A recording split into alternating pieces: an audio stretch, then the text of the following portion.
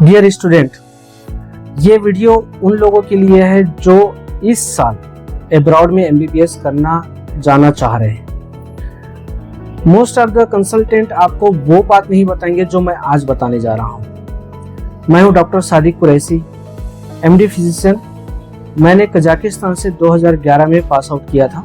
उसके बाद अभी मैं यहाँ पर प्राइवेट प्रैक्टिस कर रहा हूँ। तो अब्रॉड में जाने के लिए 2-3 चीज़ें बहुत इम्पॉर्टेंट हैं।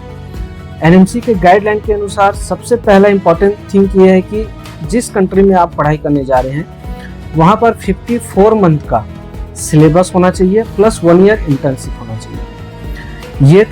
ये बात आपको हर कंसल्टेंट बताएगा, लेकिन जो सबसे इम्पॉर्टेंट बात है, सबसे इम्पॉर्टेंट बात जो कोई भी कंसल्टेंट नहीं बताएगा, एनएमसी के गाइडलाइन के अनुसार जो 18 नवंबर 2021 में उन्होंने एक नियम निकाला था कि आप जिस भी कंट्री में जा रहे हैं उस कंट्री में पढ़ाई करने के बाद 1 साल का इंटर्नशिप कंपलसरी है, और उसके अलावा वहाँ की गवर्नमेंट आपको लाइसेंस इशू करे तब आप इंडिया में आकर नेक्स्ट एग्जाम या एमसीए के एग्जाम के लिए क्वालिफाई है। तो अब सबसे इम्पोर्टेंट बात यह है कि हमको ये जानना है कि क्या आफ्टर 1 ईयर सिर्फ एलिजिबल होना जरूरी है या फिर वहाँ का लाइसेंस लेना जरूरी है। चूँकि 18 नवंबर 2021 का ये नियम है, तो जो फर्स्ट बैच यहाँ पर आके एग्ज़ाम दिलाएगा वो 2027 में दिलाएगा।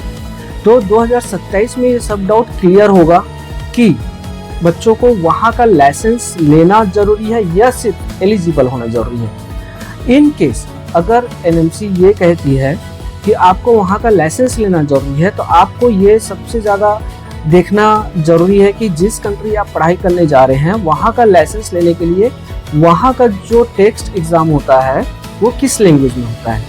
फॉर एग्जांपल, अगर आप रसिया जा रहे हैं और रसिया में जाने के बाद अगर एनएमसी ये बोले कि आपको वहाँ का लाइसेंस लेके आ रही है, तो रसिया में वहाँ का जो एग्जिट एग्ज़ाम होता है, वहाँ का लाइसेंसिंग एग्ज़ाम जो होता है वो रशियन मीडियम में होता है, यानी रशियन लैंग्वेज में होता है। तो ये मैं आपको 100% श्योर बोल सकता हूँ कि अगर आप रशियन लैंग्वेज में एग्जाम दिलाएंगे तो आप बिल्कुल भी पास नहीं होंगे और आपको लाइसेंस नहीं मिलेगा। और इन केस अगर आपको लाइसेंस नहीं मिला तो हो सकता है कि आप इंडिया आने के बाद एमसीए के एग्जाम के लिए एलिजिबल ना रहें। ऐसा भी हो सकता है कि एनएमसी ये बोले कि आप 1 ईयर इंटर्नशिप करने के बाद आप वहाँ के एग्जाम दिलाने के लिए एलिजिबल हैं और वही एलिजिबिलिटी के वजह से आप इंडिया में एग्जाम दिला सकते हैं। तो ये बिल्कुल भी क्लियर नहीं है। लेकिन इस साल अगर आप एडमिशन लेने जा रहे हैं तो आप कोशिश करिए कि ऐसे कंट्री में एडमिशन लीजिए जहां इंग्लिश स्पीकिंग कोर्स हो, इंग्लिश स्पीकिंग पॉपुलेशन हो। फॉर एग्जांपल, अगर आप जॉर्जिया जाते हैं तो जॉर्जिया एक ऐसा कंट्री है जैसे इंडिया की तरफ यहाँ का फर्स्ट लैंग्वेज हिंदी है और सेकेंड इंग्लिश है, वैसे ही जॉर्जिया एक ऐसी कंट्री है जहाँ पर फर्स्ट लैंग्वेज जॉर्जियन है और सेकेंड लैंग्वेज इंग्लिश है। वहाँ की लोकल पॉपुलेशन इंग्लिश जानती है, प्लस वहाँ का जो लाइसेंसिंग एग्जाम है वो इंग्लिश में ही होता है।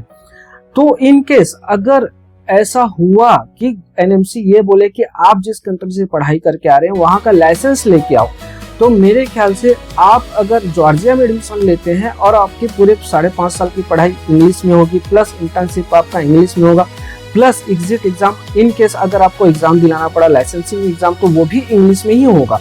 तो ये आपके लिए एक प्लस पॉइंट रहेगा। साथ में ही जॉर्जिया एक ऐसी कंट्री है जो यूरोपियन कंट्री में आती है, तो अगर आपको जॉर्जिया का लाइसेंस मिल जाता है तो यूरोप के मोस्ट ऑफ द कंट्री आपके उस लाइसेंस को वैलिड मानते हैं। तो ये आपके फ्यूचर के लिए बहुत जरूरी है। और इसके अलावा किसी भी तरीके का अगर आपको कंसल्ट करना है तो आप स्क्रीन में चल रहे मेरे नंबर से कांटेक्ट कर सकते हैं। बेशक मैं आपको हर तरीके से गाइड करूंगा, जहां से जितना ज़्यादा से ज़्यादा हो सकता है मैं आपको गाइड करूंगा। और अगर कोई कंसल्टेंट आपको ये कहता है कि एग्जिट एग्ज़ाम में कोई प्रॉब्लम नहीं आएगा, वहाँ पर आप एग्जिट एग्ज़ाम दिलाएंगे, लाइसेंस एग्ज़ाम दिलाएंगे, वो पास करना बहुत ज़रूरी है, या फिर वो एग्ज़ाम इंग्लिश मीडियम में हो, इंग्लिश लैंग्वेज में होगा, तो आप उस कंसल्टेंट से एग्रीमेंट में, एफिडेविट में लिखवा के लें कि ऐसा प्रॉब्लम अगर आएगा तो हम क्या करेंगे। क्योंकि ये पूरे फ्यूचर का सवाल है, आपके 6 साल का सवाल है और 6 साल में आप जितना पैसा इन्वेस्ट करेंगे उसका सवाल है। क्योंकि मिनिमम आप 30 से 35 लाख 40 लाख अपना खराब करते हैं 6 साल में, और अगर 6 साल के बाद अगर आपको वहाँ का लाइसेंस नहीं मिला तो आपका पूरा का पूरा कैरियर खत्म है। सो प्लीज जाने से पहले एक बार कंसल्ट जरूर करें। Thank you.